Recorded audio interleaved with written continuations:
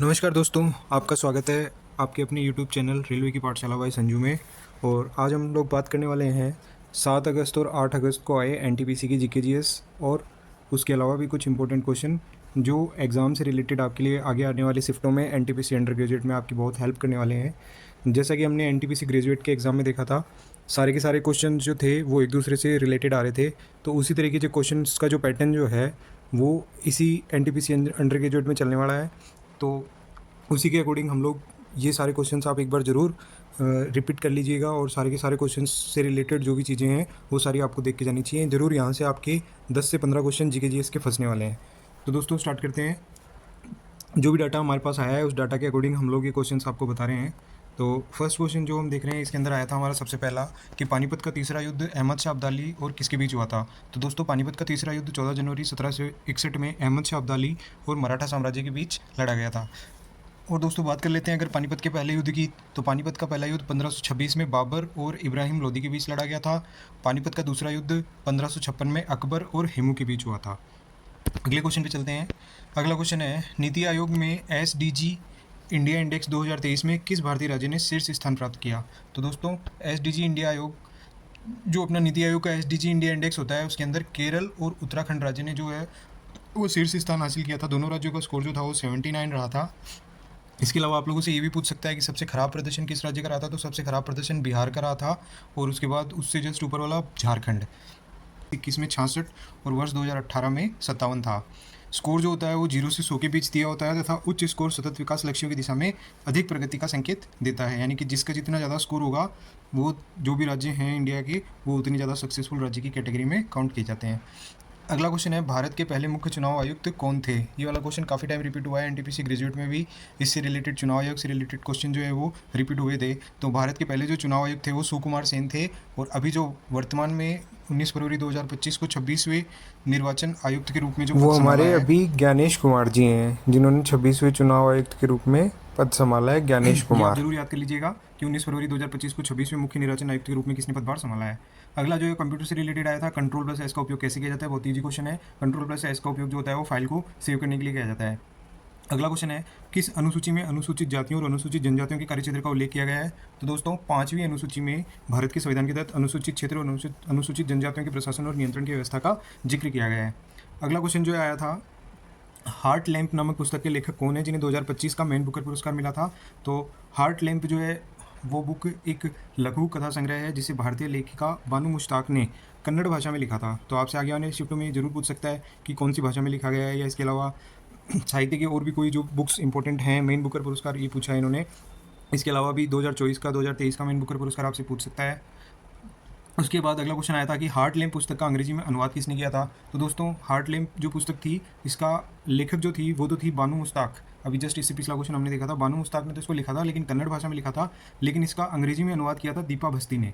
ठीक है दोस्तों, तो दीपा भस्ती ने इसका अंग्रेजी में अनुवाद किया था और दोनों को लेखक और अनुवाद दोनों को 2025 का इंटरनेशनल मैन बुकर प्राइज़ दिया गया। अगला क्वेश्चन चलते हैं दोस्तों। अगला क्वेश्चन है 1919 के अधिनियम के तहत भारतीयों को कौन से विशेष स्थानांतरित किए गए थे। तो दोस्तों 1919 अधिनियम के तहत डायर की प्रणाली जो थी वो लागू कर दी गई थी, डार्सी प्रणाली जिसको बोलते हैं हम। और प्रांतीय विषयों को 2 भागों में बांट दिया था, आरक्षित और स्थानांतरित। आरक्षित विषय तो थे उन पर ब्रिटिश अधिकारियों का नियंत्रण था और स्थानांतरित विषय तो थे उस पर जो भी भारतीय मंत्री थे उनको इससे संबंधित विषय दिए गए। इससे रिलेटेड भी आप और जो भी डाटा है वो सारा आप देख लीजिएगा। अगला क्वेश्चन है सुलह ए कुल की नीति किस मुगल बादशाह ने अपनाई थी। तो दोस्तों सुलह ए कुल एक फारसी शब्द है जिसका मतलब होता है सभी के साथ शांति, और ये नीति जो थी वो मुगल सम्राट अकबर ने चलाई थी जिसका मतलब था कि सभी धर्मों के साथ सहिष्णुता और सभी के साथ समान भावना से व्यवहार करना। अगला क्वेश्चन था संपर्क विधि के द्वारा कौन सा अम्ल तैयार किया जाता है। संपर्क विधि मतलब कॉन्ट्रैक्ट प्रोसेस के द्वारा सल्फ्यूरिक अम्ल H2SO4 जो होता है उसका औद्योगिक निर्माण किया जाता है। अगला है जागर नृत्य किस भारतीय राज्य में किया जाता है। तो दोस्तों जागर नृत्य जो है उत्तराखंड का एक लोक नृत्य और धार्मिक अनुष्ठान है। यह नृत्य देवताओं और पूर्वजों को याद करने के लिए और उनको प्रसन्न करने के लिए किया जाता है। नृत्य का एक क्वेश्चन आपको जरूर देखने को मिलेगा सभी एग्जाम्स में। तो जो भी इंपॉर्टेंट नृत्य हैं लोक नृत्य हैं वो आप सारे राज्यों के एक बार जरूर देख के जाइएगा। अगला क्वेश्चन है भारत की पहली फीचर फिल्म कौन सी थी जो 1913 में बनी थी। तो दोस्तों 1913 में भारत की पहली फीचर फिल्म जो थी वो राजा हरीशचंद्र बनी थी जिसको दादा साहब फाल्के ने 1913 में बनाया था और इन्हीं के नाम पर दादा साहब फाल्के अवार्ड दिया जाता है। और पहली जो बोलने वाली फिल्म थी वो आलम आरा थी भारत की, जो 14 मार्च 1931 को रिलीज हुई थी और इसका निर्देश अर्दिश ईरानी ने किया था। अगला क्वेश्चन है, किस देश ने घोषणा की है कि सिर्फ उन पर्वतारोहियों को एवरेस्ट पर चढ़ने की अनुमति दी जाएगी जिन्होंने पहले 700 मीटर से ऊपर किसी पर्वत पर चढ़ाई की है। तो जो माउंट एवरेस्ट है वो नेपाल में है, तो सिंपली नेपाल के अंदर ही इस तरह का जो घोषणा है वो की गई होगी, तो इसलिए इसका आंसर नेपाल हो जाएगा। नेपाल सरकार ने इंटीग्रेटेड टूरिज्म बिल 2025 के प्रारूप में ये प्रस्ताव रखा था। अगले क्वेश्चन पे चलते हैं। 78वें कांस फिल्म समारोह में जो तानवी द ग्रेट फिल्म थी, इसके निर्देशक कौन थे? तो तानवी द ग्रेट फिल्म के निर्देशक जो थे वो अनुपम खेर थे दोस्तों। अनुपम खेर ने इसका निर्देशन किया था और कांस फिल्म महोत्सव में मार्शेदू फिल्म सेक्शन में ये फिल्म प्रदर्शित की गई थी। अगला क्वेश्चन है दोस्तों, केंद्र सरकार को कानून बनाने का अधिकार कौन सी सूची में दिया गया है? तो केंद्र सरकार को कानून बनाने का अधिकार केंद्रीय सूची में दिया गया है। भारत की 7वीं अनुसूची के अंदर 3 सूचियां दी गई हैं, केंद्रीय सूची, राज्य सूची और समवर्ती सूची। तो इन सूचियों के अंदर जो जो विषय आते हैं वो सारे आपको जरूर देख के जाने चाहिए। इससे रिलेटेड क्वेश्चन पीछे ग्रेजुएशन वाले एग्जाम में भी पूछे गए थे और अभी भी पूछने की पूरी संभावना है।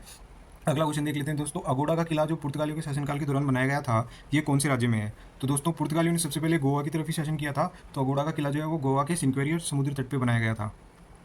अगला क्वेश्चन है, भारत के पड़ोसी देश में नए साल की शुरुआत के समय भारत पर हमला किया था। तो नए साल की शुरुआत यानी 2025 के स्टार्टिंग में जो पाकिस्तान है उन्होंने लगभग हमारे ऊपर हमला किया था। अगला क्वेश्चन है, आर्टिलरी डील किस देश के साथ हुआ है? तो आर्टिलरी डील जो है वो हमारा अमेरिका के साथ हुआ है। इसमें भारत और अर्मेनिया के बीच डील हुई है। अर्मेनिया भारत की 155 मिमी टार्जन तोप खरीदने के लिए ऑर्डर दिया है, जो दोनों देशों के बीच रक्षा संबंधों को और मजबूत करता है। यूएस के साथ ये समझौता हमारा हुआ है। अगला क्वेश्चन है, UNECE का क्षेत्रीय परिषद 2025 किस शहर में आयोजित किया था? तो UNECE का 2025 का क्षेत्रीय सतत विकास मंच 2-3 अप्रैल को जिनेवा के स्विट्जरलैंड में आयोजित किया था। तो करंट का क्वेश्चन है, करंट के 7-8 क्वेश्चन जरूर एग्जाम में आ रहे हैं। अगला क्वेश्चन है, मलेरिया किससे होता है? तो दोस्तों मलेरिया जो है वो मादा एनोफिलीज मच्छर के काटने से होता है। मलेरिया प्लाज्मोडियम नामक प्रोटोजोआ परजीवी के कारण होता है। अगला क्वेश्चन है, DRDO द्वारा कौन सी मिसाइल प्रणाली विकसित की गई जिसका इस्तेमाल ऑपरेशन सिंदूर के दौरान किया गया था? तो ऑपरेशन सिंदूर के दौरान दोस्तों ब्रह्मोस मिसाइल का उपयोग किया था, जो DRDO ने बनाई है। इसके अलावा भी ऑपरेशन सिंदूर से रिलेटेड कोई क्वेश्चन है तो आप जरूर देख के जाइएगा। हर शिफ्ट में एक आधा क्वेश्चन ऑपरेशन सिंदूर से आपको जरूर मिलने वाला है। अगला क्वेश्चन है, जम्मू कश्मीर में किस देश की घुसपैठियों को रोकने के लिए अभियान चलाया गया था? तो दोस्तों भारत सरकार और सुरक्षा बलों ने जम्मू कश्मीर के अंदर पाकिस्तान से आने वाली घुसपैठियों को रोकने के लिए अलग अलग टाइम पे अलग अलग सैन्य अभियान चलाए हैं। अभी सबसे पहले इसके अंदर ऑपरेशन पराक्रम, ऑपरेशन ऑल आउट, ऑपरेशन सिंदूर और सर्जिकल स्ट्राइक, और अभी लेटेस्ट में ऑपरेशन महादेव नाम का भी एक ऑपरेशन जो है अभी लेटेस्ट में वहाँ पर चला है, जिसके अंदर हमारा अगला क्वेश्चन है हमारा, बहुआयामी गरीबी सूचकांक में निम्न में से किसको शामिल नहीं किया जाता? तो बहुआयामी गरीबी सूचकांक में आय की दृष्टि से नहीं बल्कि ये 3 प्रमुख आयाम जो है वो देखे जाते हैं MPI में, स्वास्थ्य, शिक्षा और मानक जीवन स्तर। इससे रिलेटेड क्वेश्चन जो है सेम यही क्वेश्चन NTPC ग्रेजुएशन में भी आया था। ये क्वेश्चन जो है ग्रेजुएशन में रिपीट क्वेश्चन है यहाँ पे ये। अगला क्वेश्चन है, हाल ही में ब्रह्मोस मिसाइल का परीक्षण कौन से शहर में किया गया? तो लखनऊ में BrahMos aerospace integration and testing सुविधा का उद्घाटन किया गया और इसका परीक्षण यहीं लखनऊ उत्तर प्रदेश में किया गया। अगला क्वेश्चन है दोस्तों, 2025 में भारत और UAE की वायुसेनाओं ने किस सैन्य अभ्यास में भाग लिया? तो दोस्तों UAE और भारत की वायुसेनाओं ने संयुक्त सैन्य अभ्यास एक्सरसाइज डेजर्ट फ्लैग 10 में भाग लिया था। अगला क्वेश्चन है दोस्तों, उल गुलान विद्रोह को किस विद्रोह के नाम से जाना जाता है? तो दोस्तों उल गुलान विद्रोह को बिरसा मुंडा का विद्रोह नाम से जाना जाता है। ये बिरसा मुंडा के नेतृत्व में झारखंड में हुआ था। वर्तमान में ये जो है वो छोटा नागपुर क्षेत्र में आता है। अगला क्वेश्चन है दोस्तों, पंबन बंदरगाह कहाँ है? तो पंबन बंदरगाह दोस्तों भारत के तमिलनाडु में पंबन द्वीप या रामेश्वर द्वीप पर है। अगला क्वेश्चन है दोस्तों, दक्षिण भारत में जो वर्षा होती है वह निम्न में से किससे होती है? तो दक्षिण भारत के अंदर जो वर्षा होती है ये मुख्यतः पूर्वोत्तर मानसून से होती है, यानी कि नॉर्थ ईस्ट मानसून जो है वहाँ पे ज़्यादातर वर्षा के अंदर सहायक है।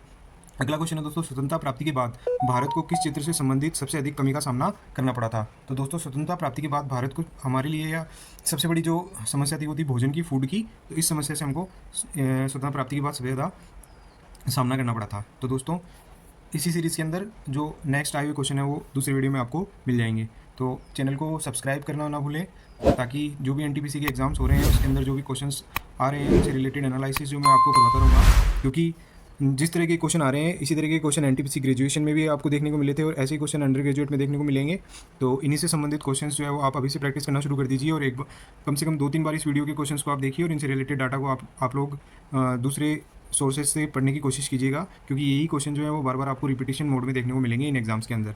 तो धन्यवाद दोस्तों, चैनल को सब्सक्राइब कर दें, लाइक कर दें, शेयर कर दें, ताकि आगे आने वाले वीडियोज़ में इसी तरह के क्वेश्चन आपको देखने को मिले और आप अच्छे से अपना एग्जाम कर पाएँ।